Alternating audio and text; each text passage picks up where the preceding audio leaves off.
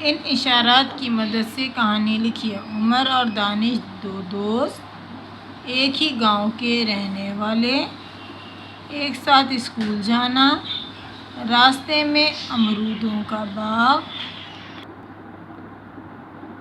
ایک دن اسکول سے واپسی پر باغ کے مالی کا نظر نہ آنا، پیلے پیلے امرود دیکھ کر دونوں کا درخت پر چڑھ جانا، مالی کے کتے کا بھونکنا، مالی کا ڈنڈا لے کر آنا، والدین سے شکایت، دونوں کو سزا ملنا، آئندہ ایسی حرکتوں سے توبہ، برے کام کا برا انجام۔ اب ان اشارات کی مدد سے آپ ایک کہانی بنا سکتے ہیں جس میں ٹاپک دیا جا سکتا ہے برے کام کا برا انجام۔